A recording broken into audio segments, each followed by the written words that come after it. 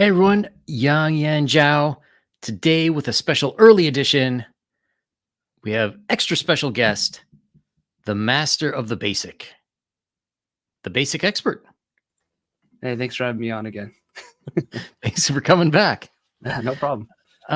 So last time you were on, we were mostly talking about your campaign for MacWeedle, which, if anyone doesn't know, it is an Aztec setting guide for Zero E D&D or the Wight-Box edition, as I believe you were saying.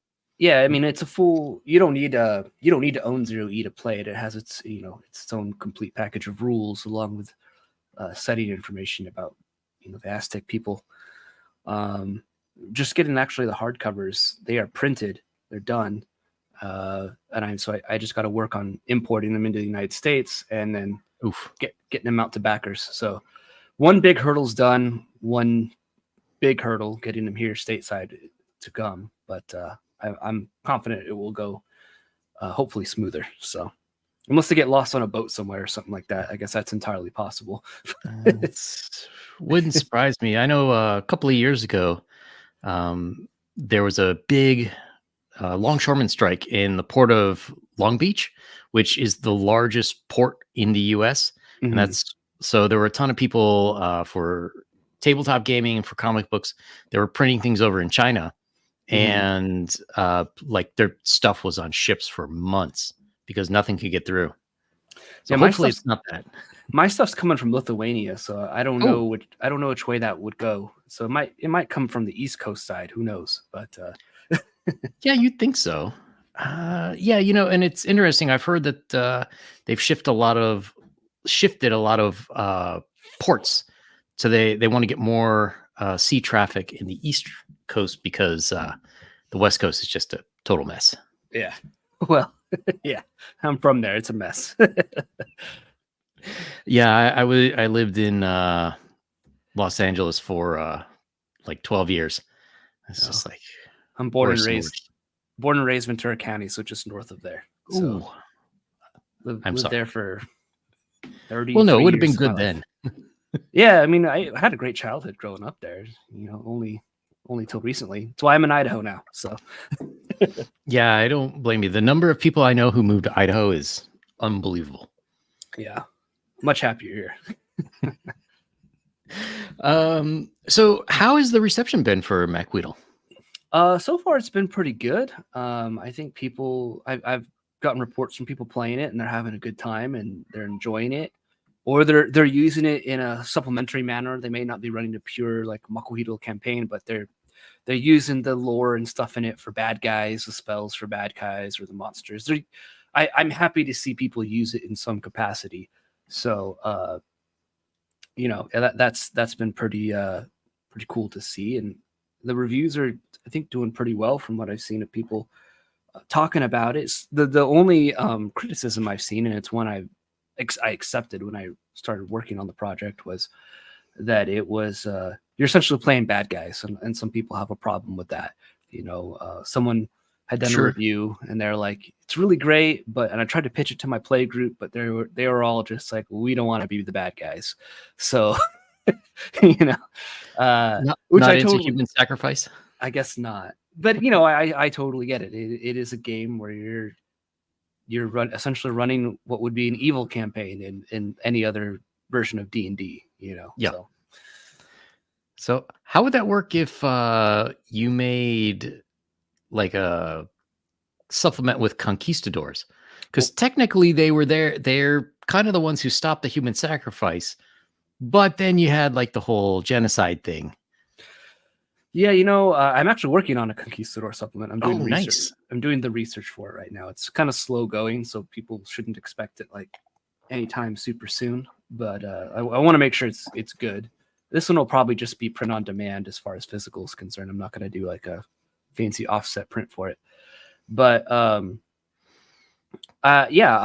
plan on doing that. And the thing is historically about that whole situation, that I think a lot of the I guess the zeitgeist thought of it, like the common thought about it, is that conquistadors bad and the Aztecs are good in some respect. Like Mhm. they had their civilization destroyed by the conquistadors, by the Spanish, so therefore they're good. Therefore they're the victims here. And it's like, well, actually, like only 600 conquistadors originally showed up. It was only a few hundred. They didn't have enough forces to take out the Aztecs themselves. They immediately allied themselves with lots of a majority of their forces were composed of native allies who were who hated the Aztecs because the Aztecs were the jerks of that whole region. No one Mhm. really liked them. Everyone was tired of paying tribute to them and sending sacrifice victims to them and sending their produce to them. So here comes these guys in fancy armor with advanced weaponry and tactics, and they're like, hey, maybe this is the chance we've been waiting for. So I plan to present it as such in a fair way, without any sort of like bias towards one side or the other. It's just Mhm. sort of like it'll sort of just be like, this is what it is. Have fun playing in it. So Yeah, plus I think it's very different if you're talking about like how we have the benefit of hindsight these days yeah, because at the time certainly the groups that allied themselves with the Spaniards they were like yes yeah. this is a wonderful thing and a few hundred years later like oh pluses and minuses. Yeah, I mean, I'm personally glad that the human sacrifices stopped, but I think those were objectively bad. But that's neither here nor there.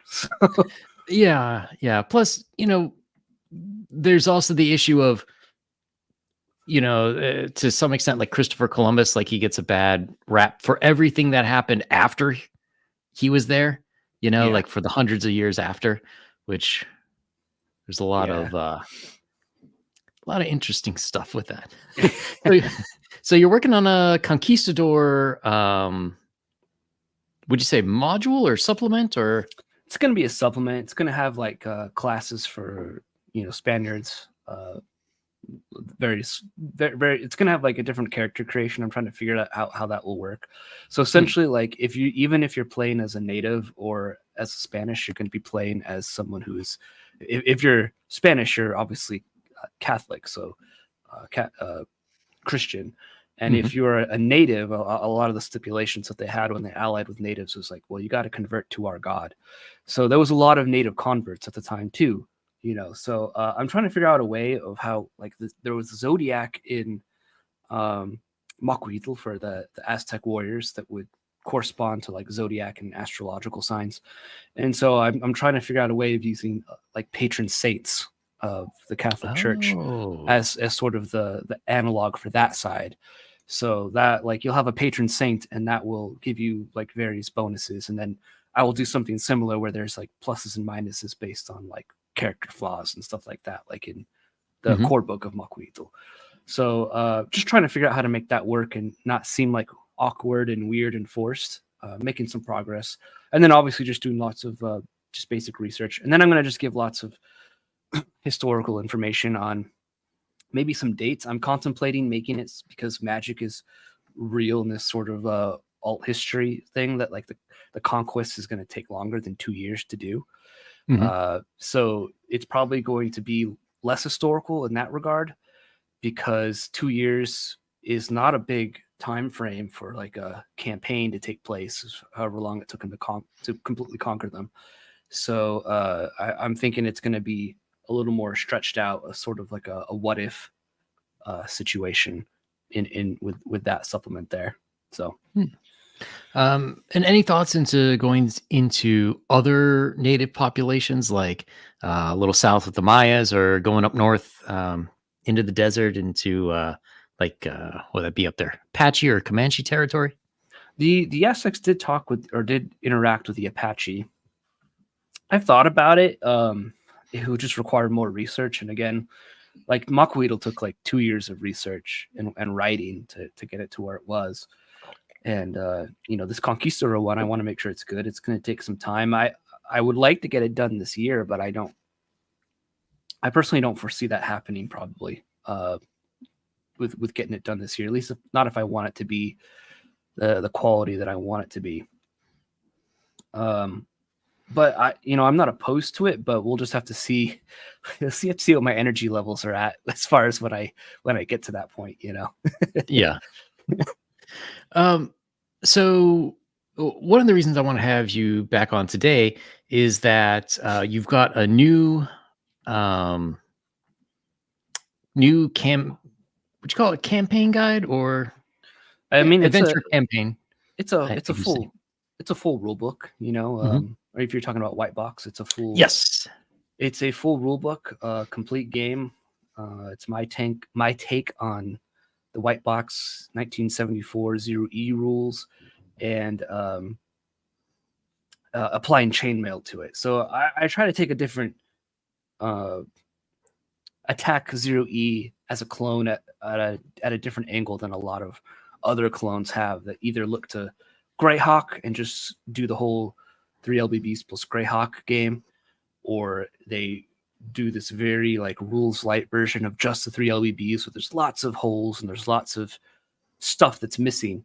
I'm a believer that 0E was and is kind of a supplement for chainmail. It needs chainmail to function and fill in a lot of the gaps that you have.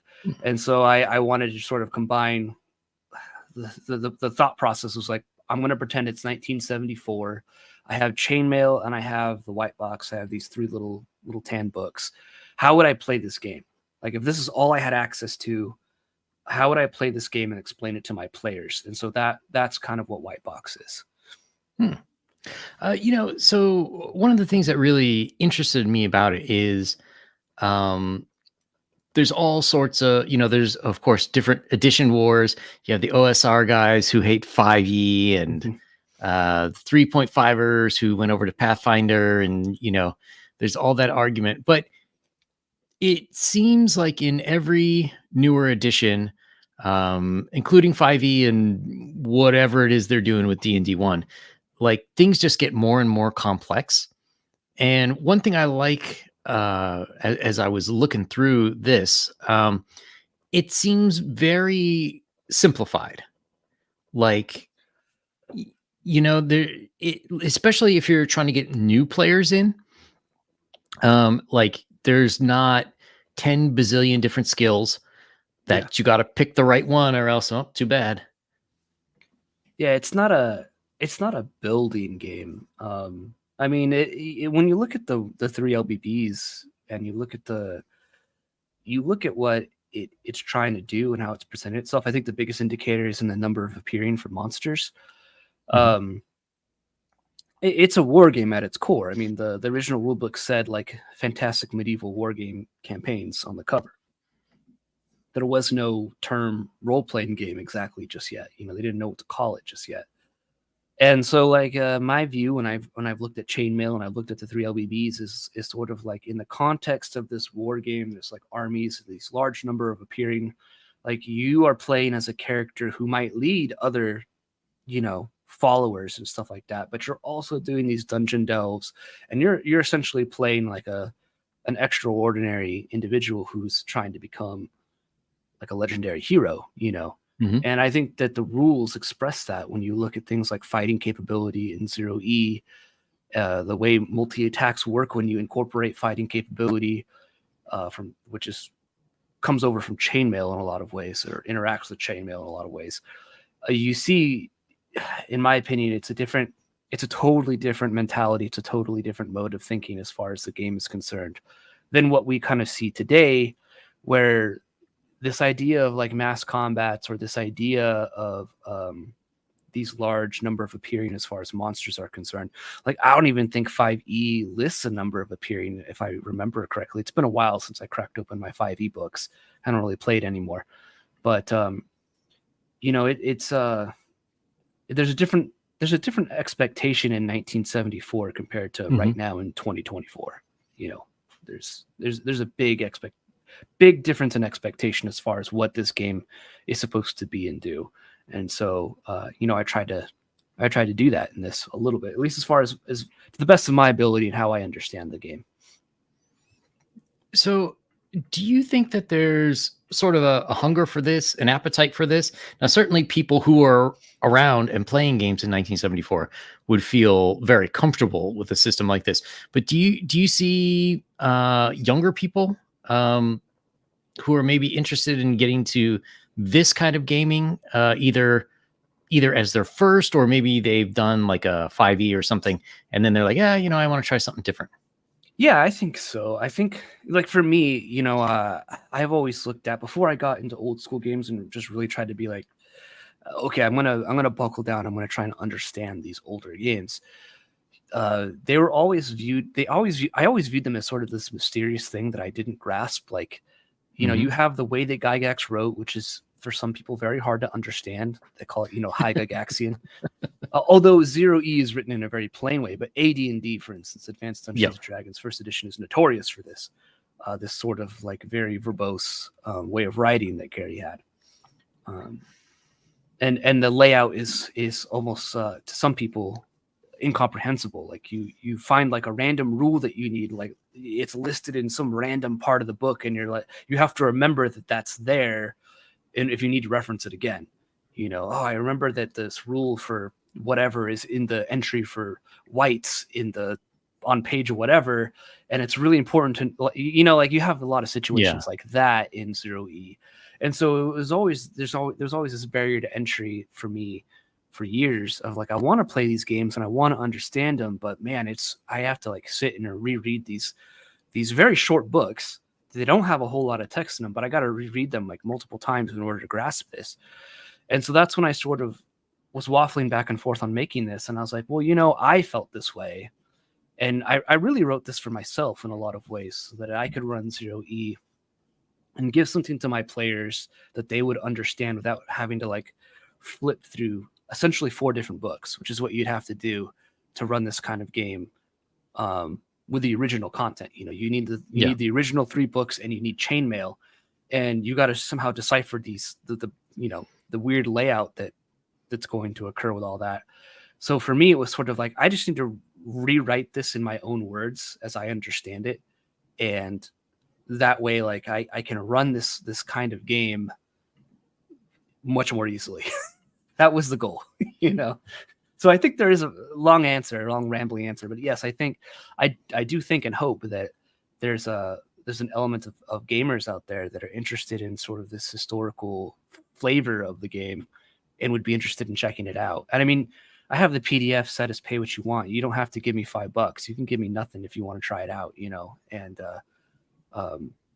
try and experience this like 1974 flavor of gaming.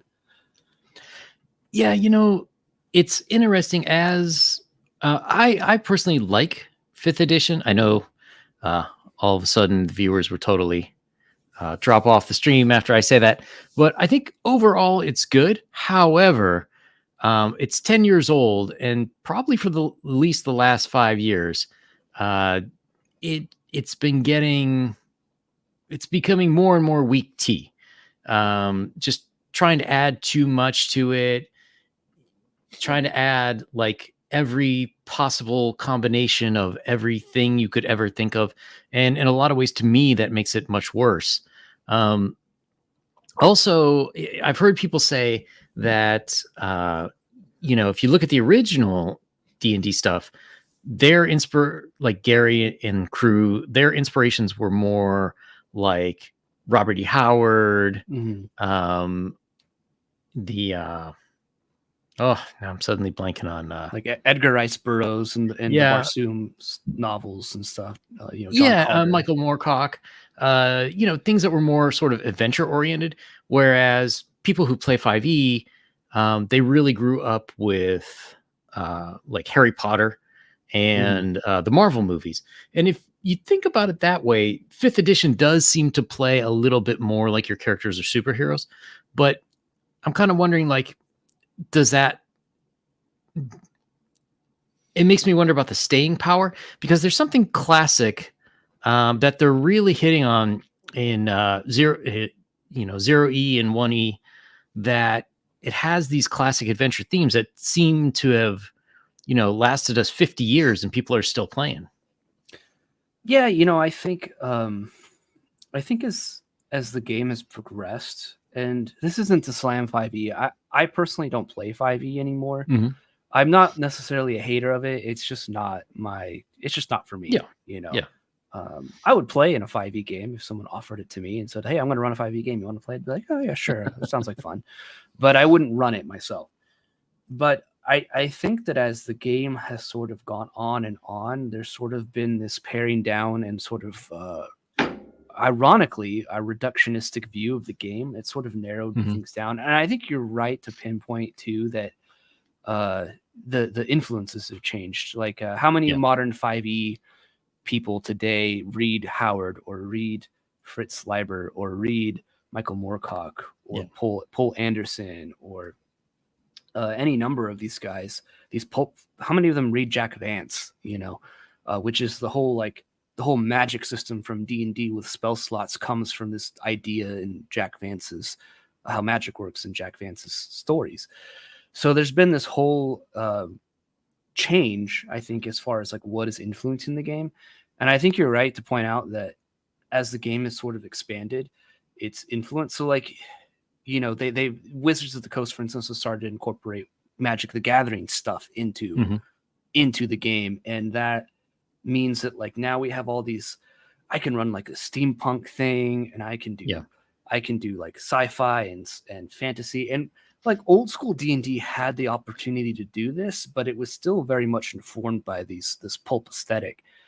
And it's informed, like you said, by I think a different aesthetic now, and that's going to change the expectation of the game, as well as the tone. And I think players today sort of expect this epic overarching story and adventure Mhm. where like their players are the main characters essentially in a novel. And the old school game was not like that at all. I'm a big proponent of low and zero prep gaming, and 0E and 1E cater to that adventure aesthetic, that adventure mode of play, because there's so many tools in those rules for hex crawling, for what is in this piece of wilderness. Oh, look, there's a ruined temple. What's in that ruined temple? And you've got random dungeon generators built into it, which I know 5e has as well, but 5e just doesn't have as many tools for this. It's almost like these vestigial organs of like an evolved creature that it's like, I don't know what these are for. I still have it though. Like they're like these Yeah. little gimpy like fins, like I used to swim and now I walk on land and I don't know what these little things are for anymore, but I have them, you know. I guess that's how I would compare it, I guess. Yeah, that seems pretty accurate. As I mentioned before, I'm working on a campaign guide for 5e, and I've sort of had to go through and like rebuild a lot of that stuff to make it like more. I don't know if more obvious is the right term, but more useful, at least for like, okay, this area you have this kind of hex crawl to get to your destination. Use these tables and this and this and this. Like, I think you need to specify that a lot more, you because know a lot of people aren't as used to that. and it's interesting because 5e does have like it had like a whole supplement for like hex crawls and adventure and Mhm. stuff like that had like a ration and supply tracking and hex crawl rules, and I think it even had random encounter stuff. I never Yeah, owned yeah, the supplement, but you could tell at one point they were still sort of. I think it was Mike Merles. I think he was the last good designer they had there at Wizards of the Coast, as far as someone who understood D&D. They had this product, and like I didn't even know that it existed until a few years after it came out. Like they didn't really seem to promote it very well. They'd rather promote their campaign setting books, and yeah. here's a book with More money. 56. Yeah, here's a book with 56 more classes.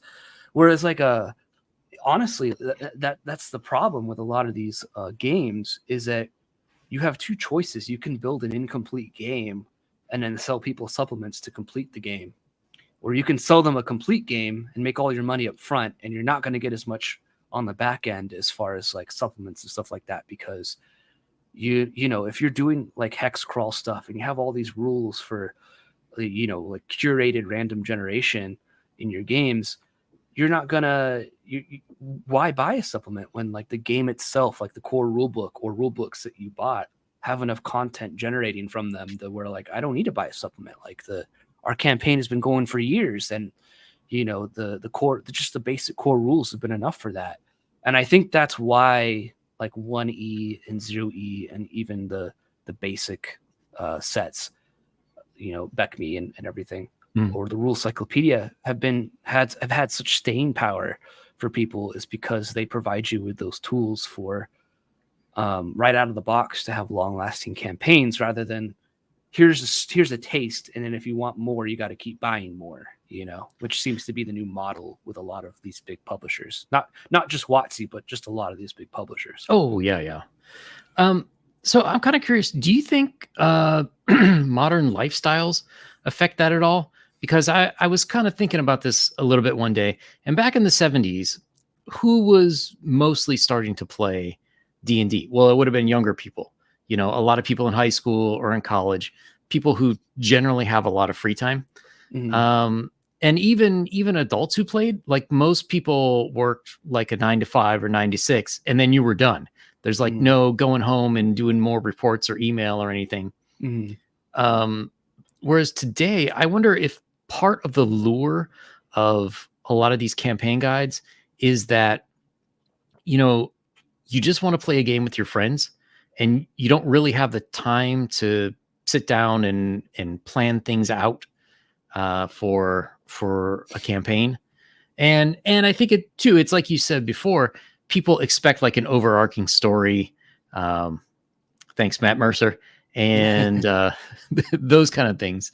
Like, do you think people see these campaign guides as kind of like a time saving device, just so they don't have to think that much? They can just run it almost straight out of the book. I think so, maybe to a degree. You look at 0E, for instance. 0E says it's a game for up to 50 players and multiple referees, and you have rules for timekeeping. It's a controversial subject, but that this concept of like 1-to-1 time and stuff like that. Yeah. You need that though when you have 50 people in your campaign that Yeah. you're essentially having a war game. So it is a different and it can be time consuming. Especially if you're one of those referees and you got it's 1974 and your buddy's calling you at your house like, hey, I want to have my guy do this, and this, and it's like, okay, I gotta adjudicate all this now. They're playing in the off time when they're not meeting up. And so what I think it is, and I'm going to give credit to BECME Berserker, who has a great channel that other people should check out as well. He made a video kind of like piggybacking off of a video I made a while back about tourism and the hobby.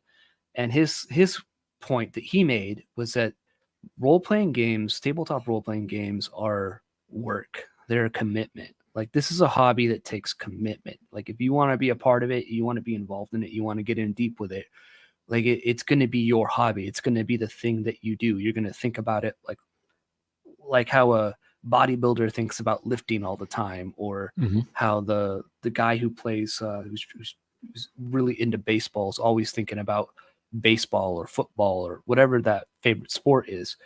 Like, you're going to be thinking about it all the time. And I think a lot of casual gamers that want to run games kind of come in and they see that, whoa, this is a lot more dedication and work than I expected it to be. I wasn't expecting this. I thought I thought it was just speaking in funny voices and rolling dice with friends, but like this can get infinitely more complex than I originally thought it would be. And so you either love that or you hate that. And if you hate that, you're going to burn out, or you're going to seek shortcuts. If you love it, you're going to relish it and you're going to enjoy it. So I think time is part of it. Like, I don't have a lot of time as a dad and doing all the things that I'm doing, but I still find time to do it. And I think running in the old school games in a low to zero prep manner kind of helps me with that. I don't spend a whole lot of time prepping stuff at all. I show up to games sometimes with, here's the map, guys. I drew it like in 5 minutes over a hex paper. You all rolled up your characters. Cool. You start here. What do you want to do? Like, that's how I have like no prep. I just make it up as I go along. So I think it's just this fundamental maybe I'll say being sold a false bill of goods. They're told that it's going to be easy, it's going to be fun, and then they get to running a game and they're like, this is really hard. Like being a referee, being a GM, a dungeon master is hard. It's not easy. And people are kind of unprepared for that. And I don't think the books and the rules themselves, as far as their guidance, gives them a lot of full warning in that regard. Yeah, I think so. And, especially the more you get into it, it's like, I don't know. I think the more you can offload onto your players, like I give them a calendar, like you keep track of the days, and like, if they're not taking notes and they forget something, oh, I don't know either. Your character doesn't know. That's it. Yeah, and you have to be okay with things like that too. And Yeah. I think some people, there's some chaos to running the game. Role playing games can be kind of chaotic, and if you're not prepared for that, you're not okay with that, then it's gonna be a rough time. I've done that before too. Where it's like, oh shoot, you guys come back to town and you want to talk to that guy. Like I don't even remember that guy's name, or I don't remember what he knew. Luckily, I have players that take good notes, and they're like, oh well, I wrote it down here 6 months ago that he said this, and I'm like, thanks, buddy. Like, appreciate it. But you have to be okay with that. It's a fun communal thing you're doing with your friends for a good time, and you should treat it as such, in my opinion, too. Which is the other side of it. This can be very involved and it can take a lot of work, but at the end of the day, you're trying to have fun. So it's like hopefully you're doing this for entertainment and fun. So, you have to balance it in that regard as well. Yeah, for sure. I mean, if it ever becomes more work than fun, you really have to rethink what you're doing. Is it maybe not the hobby for you? Are you maybe not with the right group of people? Or maybe it's just time to, put this aside for a while and start a different, like go find Gamma World or, some other game to play for a little while. So in Wight-Box, I like how it really, I was reading through this afternoon, and it really is fairly easy, like from a logical standpoint, to just like to figure out where things are if I need information on something or another. And I also like, you've got air battles, you've got ship battles. When you were making this, like how important was it for you to seemingly come up with how would you say, like an overarching, like this is basically everything you need?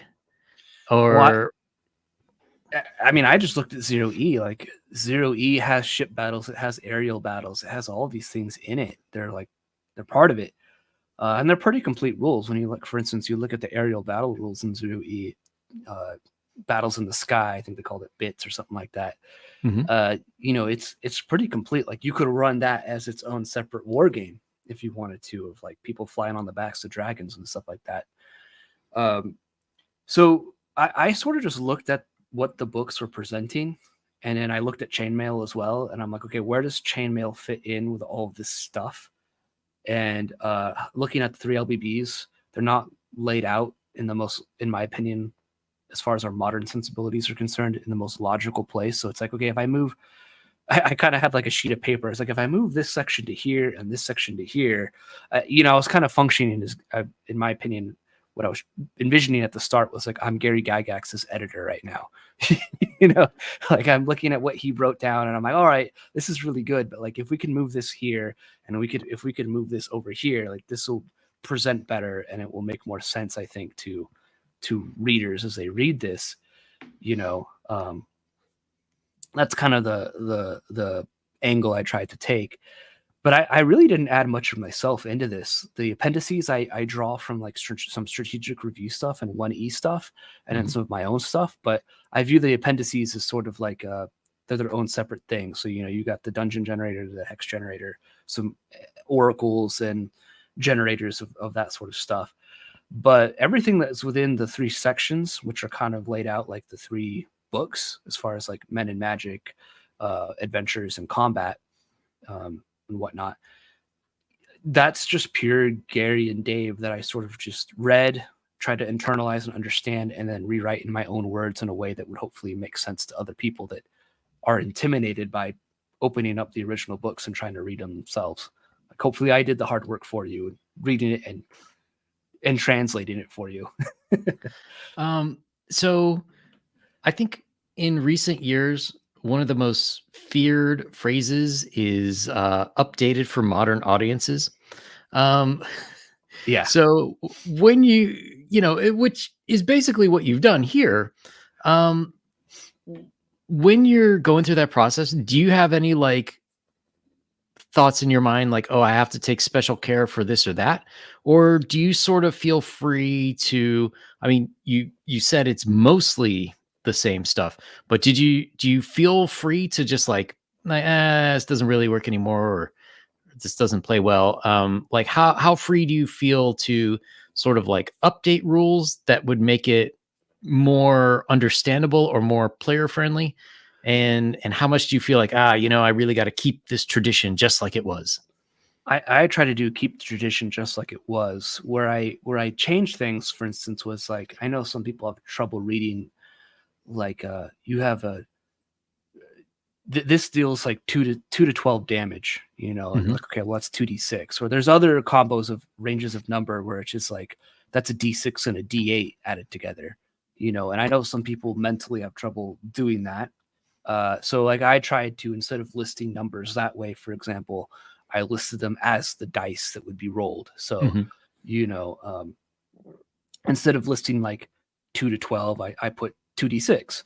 Yeah. Uh, so, I tried to make it easier to read in that regard. But as far as mechanics were concerned, I tried not to remove anything. If anything is missing, it's because I simply forgot it or I missed it.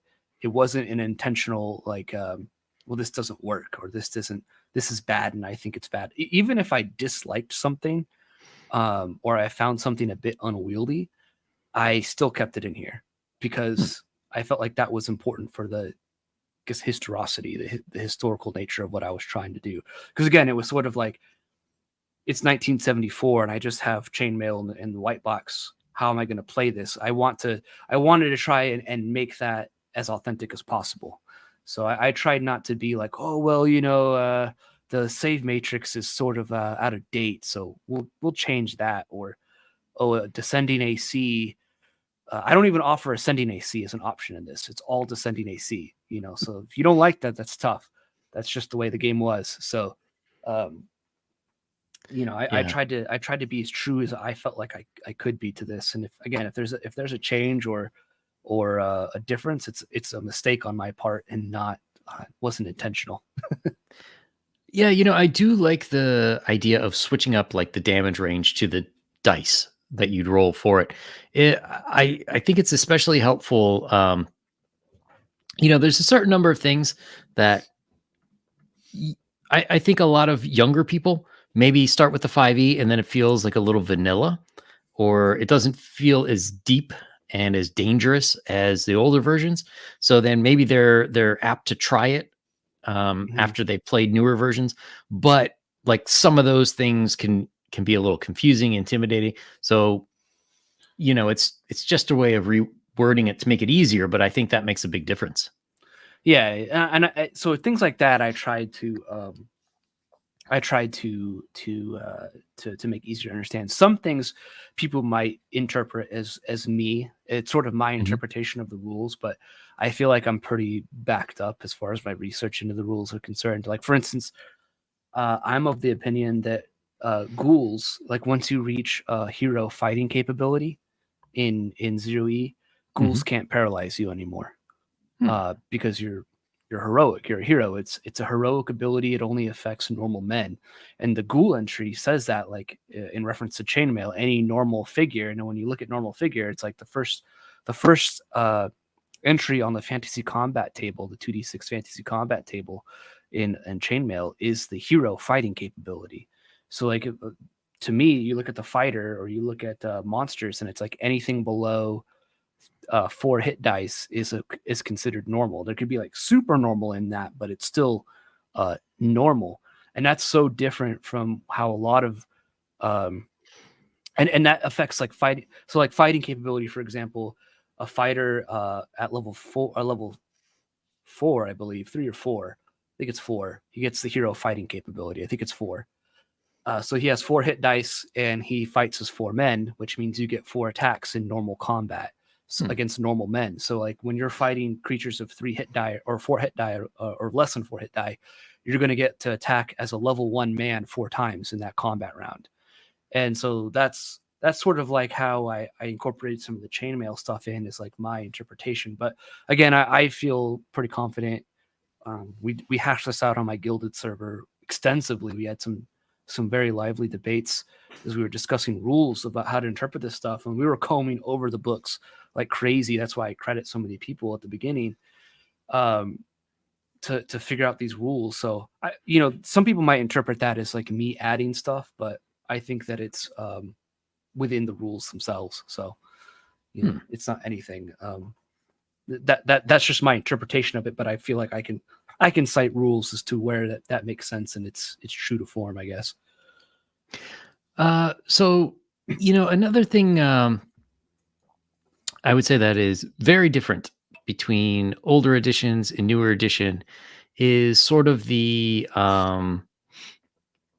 race / class being sort of the same thing, being that the world itself is mostly populated by humans, and then but you do have the ability for dwarves, elves, and then halflings, and then you list a section for other adventurers. So I'm kind of wondering, how do you think about this in terms of gameplay, since you really have to choose sort of one or the other? Does that make the gameplay more enjoyable or more unique, and make people really sort of want to think about the characters they're picking more, or is it sort of it doesn't matter because maybe they'll die pretty quick anyways? Well, I think you pick a demi-human if you want to have a little more assurance that you're going to survive the early levels, Yeah. But you're capped, like you're level capped at a certain point. So like dwarves, they can only get to level 6 as fighting men. Elves can only get to level 4 as fighting men and level 8 as magic users, because they have this special like dual classing ability, where each adventure they can choose which class they want to be. So and the reason why that is like, for instance, elves are capped at level 4 in my opinion as fighting men, because they're at level 1 right from the start. They get the heroic ability to being immune to paralysis from ghouls and undead, which again, as I said earlier, ghouls paralyze any normal figure of below 4 hit die. So to me, it makes sense that they're capped at level 4. They start at level 1 with a heroic ability that they wouldn't normally get until level 4. So there, you're capped there. Dwarves, for instance, they save 4 levels higher than they otherwise would. So at level 1, like you're saving 4 levels higher than a normal human fighting man would be. So yeah, you're going to get capped at level 6 before, whereas the human is going to be able to keep on going. It's just the game is balanced differently.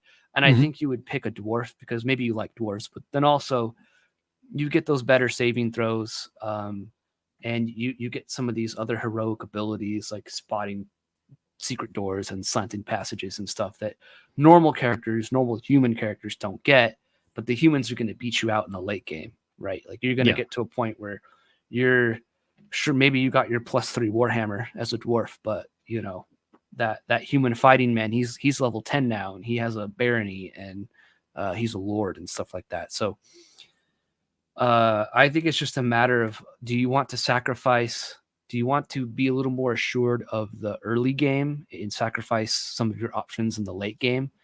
Or do you want to risk the early game for the benefits of the late game? Yeah. And that's sort of how I see this proto racist class situation that kind of goes on in Zero E. Do you think like that sort of strategy makes it more fun for gamers? Because I'm just wondering, like in most of the stuff that Wizards is putting out, and it looks like some of the other systems, maybe Paizo stuff, they're really trying to make races, or well, you wouldn't use the word races anymore. What do they call it? Lineages Or ancestries or something. or Yeah. ancestries. Stupid. But let's say the ancestries, there's virtually no difference anymore. Because it's all like, well, okay, increase one stat by 2 and another one by 1. And to me, it's sort of, I don't know, it's like if you've ever seen the movie The Incredibles, when the son Dash, like he can't use his super fast running to compete in races. And he's like, yeah, when everybody's special, nobody's special. Yeah. To me, that's kind of how it feels. Like it was better 10 years ago when, there were pluses and minuses to whatever race or ancestry or whatever you want to pick. And therefore that determines a lot of how you would play your character.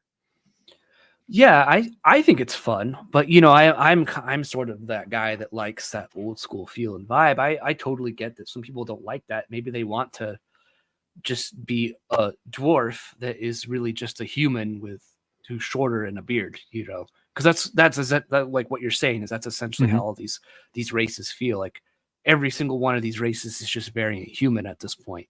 Yeah.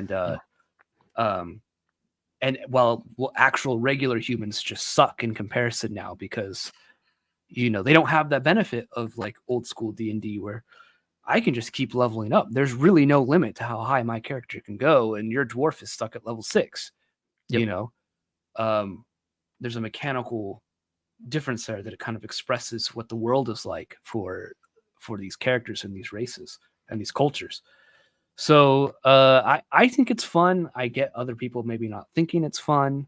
I would say try it. Honestly, you're going to be a dwarf or a human, and you're probably going to die anyways. Your character's probably going to die anyways at some point. If you can survive to like level 2 or 3 in Zero E, you're pretty good. Which is why Gary started a lot of his campaigns at level 3, because you're a little more assured of that. That was one little homebrew thing he did. But I think it's fun. I think it makes your choices matter a bit more when you're making your character and selecting what you want to be and what you want to do. It makes it a little more important. Yeah, I mean, I think one of the things that is most offensive to me is I'm okay if you can be an elf or a dwarf and level up more, but there should be pluses and minuses to whatever race you want to pick. And to me, it's like they're just going through and taking out all the minuses. So then it's like, well, what are you really doing? Is there even a point to having that anymore? I think and they're going through the classes and doing that too.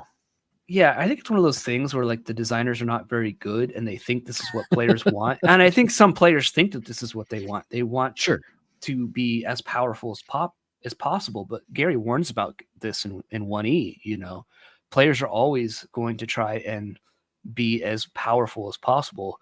And they think they want that, but it just ends up killing your campaign because there's no challenge. It gets boring.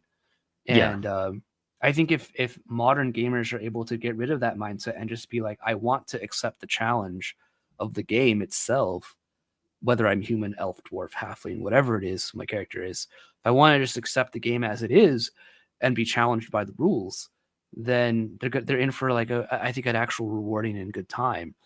And in most cases, I see people that do that, like they generally have a good time. They're generally having, they realize that it's fun. That's what converted me to more old school games, playing things like Classic Traveler or Zero E or AD&D was because I realized like these games are actually challenging and they're actually fun because they're challenging, Yeah.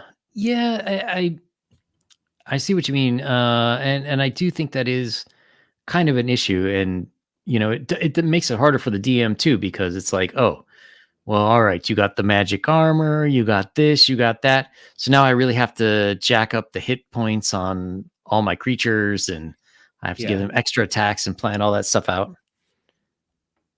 So in that way, I definitely think the older versions had it. I don't know. There was that a very different feel where it's like, okay, we might die. We actually might die.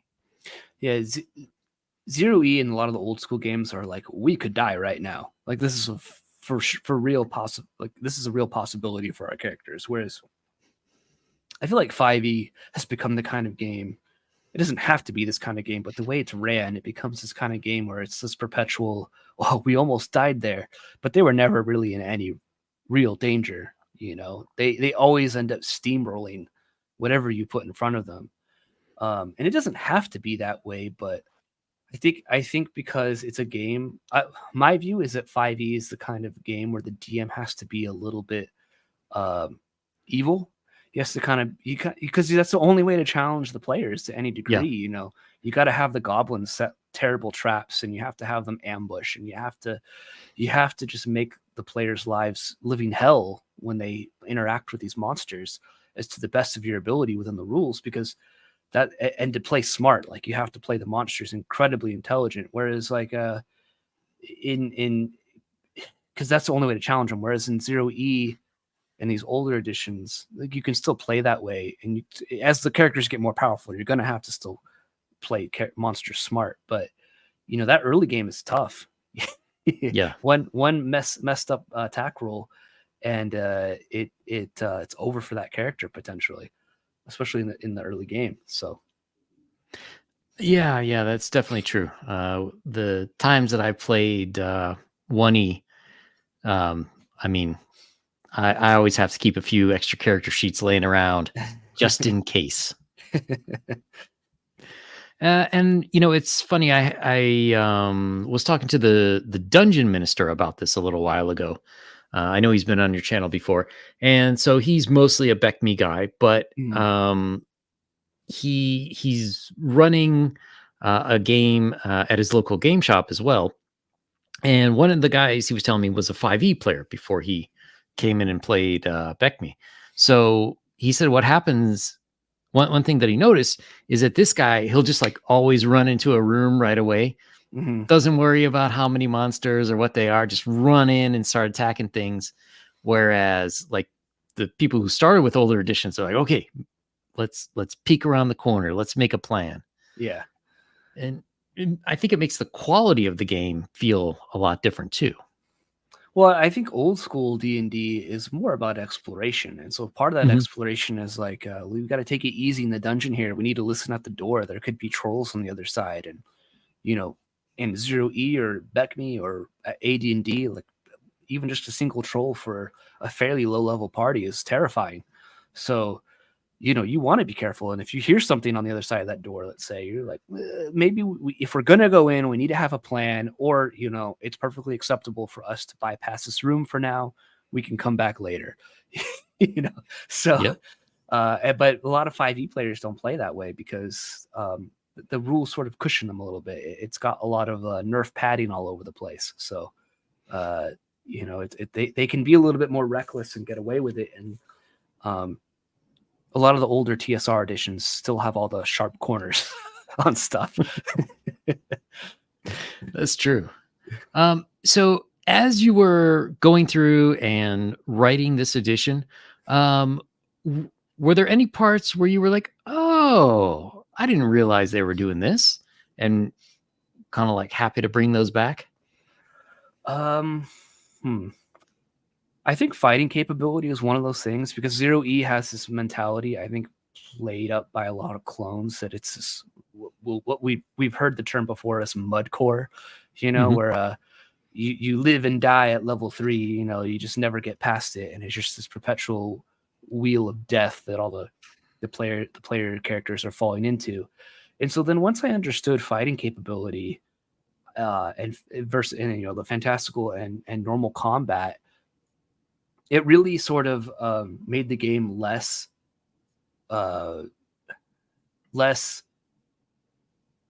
mudcore to me. Like the first few levels are going to be rough, but once your character gets some multiple attacks, and every character, including wizards, has a fighting capability, which means they all get multiple attacks.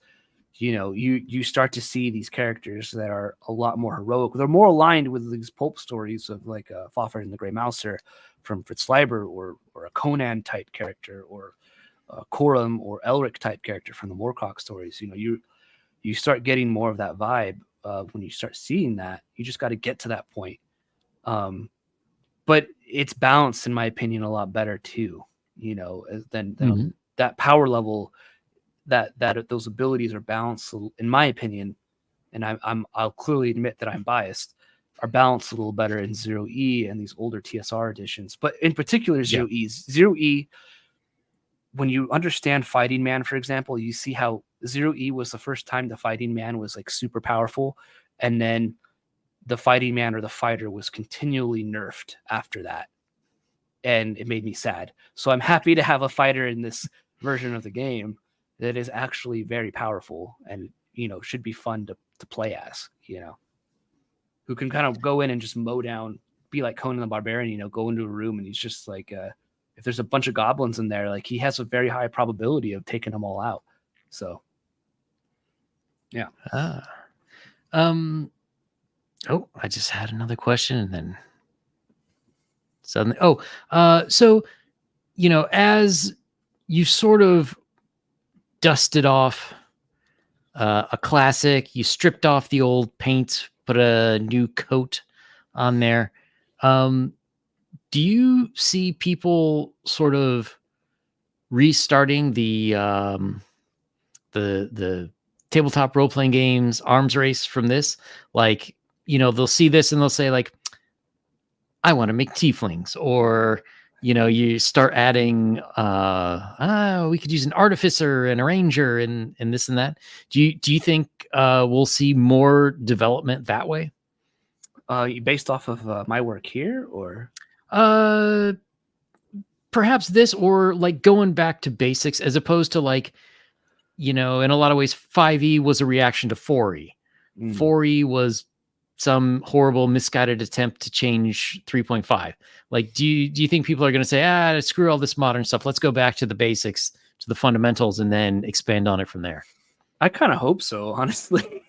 I hope people kind of at least take a look at games that are pre-1985 and kind of see how cool those games are. I don't expect everyone to like them or to make them their main games, but I think there's something to be had and learned from in the roots of the hobby that a lot of modern games are missing and they just don't have. So I don't know about like an arms race, but I mean, if people want to add stuff to Wight-Box, or they want to add stuff to Rulecyclopedia or AD&D and these sorts of things, like, that's cool. No one can really stop you. But I would say, like, really take a look at these old editions and try and figure out what they're doing and why they're special. Why was this the rules set? Why were these the rules that have made this hobby stick around, and in particular the game of D&D stick around for 50 years at this point? Half a century. That's a long time for a stupid little elf game. So I don't know. I hope things like this and other people's projects sort of drum up interest in older games, because I think there's something special about stuff before 85, in my opinion. Yeah. I've kind of been wondering about that too. And, I sort of see a bit of a resurgence, like in the literary world, where people are getting interested in older runs of comics, like comics through the 80s, maybe to the early 90s. Or, I see more people talking about pulp, like not just talking about Conan the Barbarian, but actually talking about the Robert E. Howard stories, not just the horrible movie adaptations. Yeah. But, so that kind of makes me wonder if modern entertainment, if it's TV, radio, games or whatnot, if the modern stuff is feeling like a lot of weak tea to people, if some of these older versions are going to make a comeback and people are going to go there to take another drink from that well and try to start anew. Yeah. I think I think a lot of modern media, and this includes tabletop, a lot of the big publishers with their tabletop role-playing games, movies, TV shows, video games, a lot of this content is art by committee, you know, Yeah. and that never works. That never is that's just it's just mass produced media fast food at that point. Whereas like a lot of these old games were lightning in a bottle. Yeah, they're kind of janky, they're hard to read, but like if you take the time to understand them, then you know you see that lightning in the bottle. You see what makes them special and why these are special things. And that goes for comics, movies. I think a lot of that old stuff is good because you can see the passion for whatever it is they're working on sort of just oozing out of it, whereas you just see the committee checking off boxes, or Yeah. you know, this is what the focus group said, kind of just bleeding out of the modern thing, you know. Yeah. So like I make stuff like I made a cowboy game, you know, it's like this Mhm. dice pool cowboy game, Cow Punchers or Muckweedle or this, you know, these are things that I make because I like them. Like I don't really care if nobody else likes these things. I make them because I like them, and I hope that shows through in what I do. And I you can see that in Gary's stuff. You can see that in a lot of the old TSR stuff or other games like Traveler or old Rune Quest and things like that. Like the passion just oozes out of that stuff. Yeah, yeah, I think you're right. And I think it's worse than making a game by committee. I think it's making a game by like executive boards. You know, Yeah.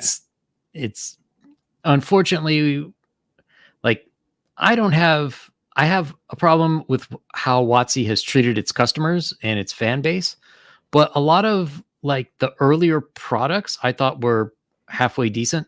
Mhm. But you know, at least since the Hasbro acquisition, it's like we got to make money. And you know, you could really go back and criticize TSR for doing the same thing. Sure. Was there really a reason for TUI? You know, Yeah. um, so and I think that's kind of the problem. You know, like the further you get away from the progenitors of these particular products, like the less authentic it feels. You know, and like you had mentioned, Mike Merle's. You know, once we're sort of past that generation that started playing D&D, once all those guys are out of the rooms, um, you know, there's no connection with that original source anymore.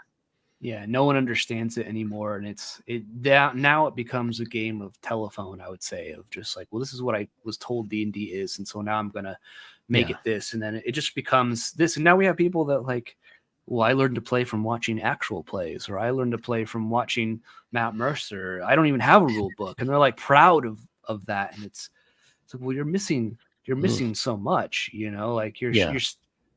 you would, in my opinion, have so much more fun in this hobby if you really tried to understand it instead of just take what you think are shortcuts. I think is what a lot of people are doing. Yeah, you know, it is interesting. That I mentioned I am testing a campaign guide for 5e. And I do find that there are a lot of people who are like younger people who are sort of hungry for something else. Like, even though, you know, you're right, like maybe Matt Mercer or Acquisitions Inc. is what got them interested in the game. Like they kind of want something a little bit more substantive at some point. Mhm. But I don't know. Maybe those are just the people who respond to my ads. I'm not sure. Maybe. I mean, I think that the online sphere of the hobby is completely different from the hobby as a whole. Like Oh yeah. like I have a buddy who plays in my in-person game. We're running Castles and Crusades, and he started in 5e. And you know, I've played lots of games with this guy. He's prior to hanging out with me, all he ever had played was 5e. That's what he got started in.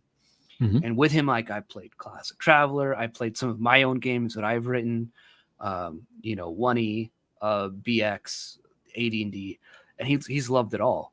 And when I tell him about some of the drama that's gone on with 5e, as far as like the OGL and AI art and all this stuff. He's Yeah. just like, I have no clue any of this stuff is going on, because he's not terminally online paying attention to all this stuff. He's just like, I like playing D&D. It's fun, you know?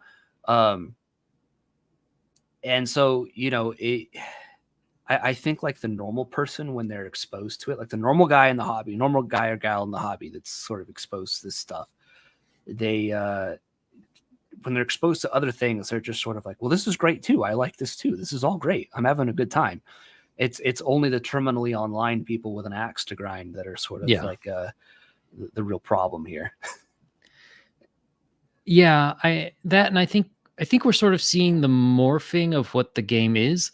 Whereas like it was sort of an action adventure game that had exploration, and loot resource management incorporated with it. Whereas now like the role playing aspect takes much more of a center stage, where people are just like, this is me, as opposed to like before it was like, well, I'm going to be a guy who can slay dragons, whereas you just work at the fraud plant on the, on your weekday job. Yeah. I think it comes down to that narrative thing. Honestly, I would posit, and I know this might make some people upset, but I would posit that the hobby really started to change with the Dragonlance modules. I think those fundamentally changed the expectation of what the game is, from old school dungeon crawls and war games to like this epic narrative that you're a part of. And I think that's paved the way for things like Acquisition Incorporated and Critical Role and stuff like that. People have that expectation. Like I think the average 2E enjoyer, AD&D 2E enjoyer, is a different breed of gamer than the 1E enjoyer, Yeah. Or even the 0E enjoyer. They're running different games. And that's not to say that Dragonlance is bad. I don't want people to misinterpret that. Like, I think Dragonlance is cool. I read the novels. They're great. Margaret Weiss and Tracy Hickman seem like fantastic, lovely people. But whether they knew it or not, they had fundamentally changed, I think, the expectation of what everyone wanted the hobby, or what everyone expected a game of D&D to be. They really changed it with what they released. So yeah, that is true when you think about it. I would say that's like the unintentional patient zero. Again, not to slight them or anything like that, but if you want that was when there was a different mindset that was arising in the hobby, I think, at that point. That's true. And like most things, we can say the internet made things worse. Yes. And as we sit here on the internet now, for anyone joining us late, there is a link to the drive-through RPG page, both at the top of the chat, or it should be at the top of the chat. Oh, I didn't. Okay, well, let me link that there now, and also in the description here on YouTube, if you're watching this on X or Twitter, whatever you want to call it, hop over to the YouTube real quick, and there is Wight-Box link down in the description on YouTube. So we've got Wight-Box is out. We've got Macweedle Conquistadors in the works. How many things do you want to publish per year? Like what's the sweet spot for you? I would say at least maybe one, if I could swing it. Oh, that's not bad. I have like a bunch of different projects that I'm working on, though. Still, like I'm working on a new version of Atomic Punk as well. Oh, cool. So that's going to be my 2D10. It kind of uses some D&D-isms and Traveler-isms, but instead of 2D6 like Traveler, it's 2D10, and I go all crunchy autistic with like weapons versus armor modifiers and stuff like that. So some people hate it. I love it. I love that kind of stuff because I love classic Traveler. But yeah, I don't know if I could shoot for one big thing a year.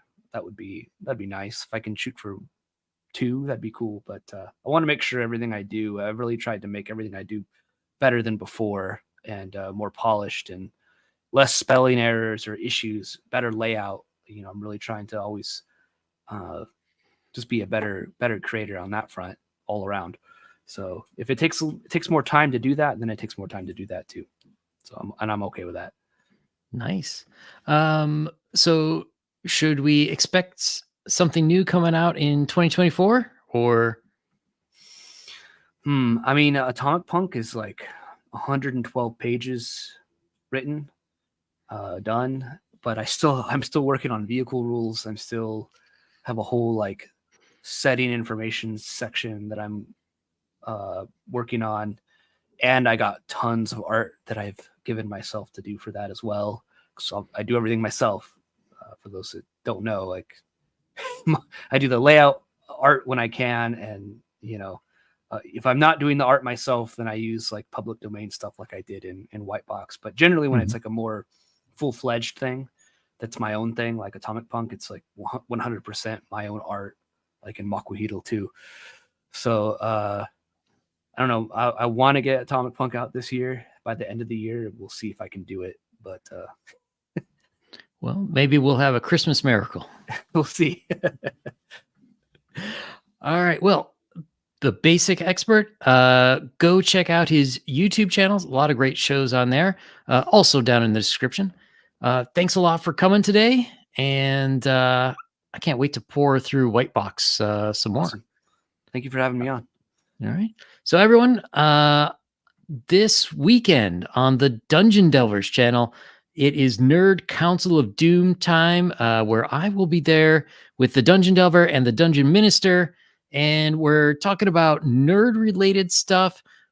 Probably going to talk about Jim Warren's passing, unfortunately, but we'll have a lot of fun topics to talk about as well, and who knows, maybe some Easter-themed stuff. So everyone, thanks for coming, and we'll see you soon. Later, everyone.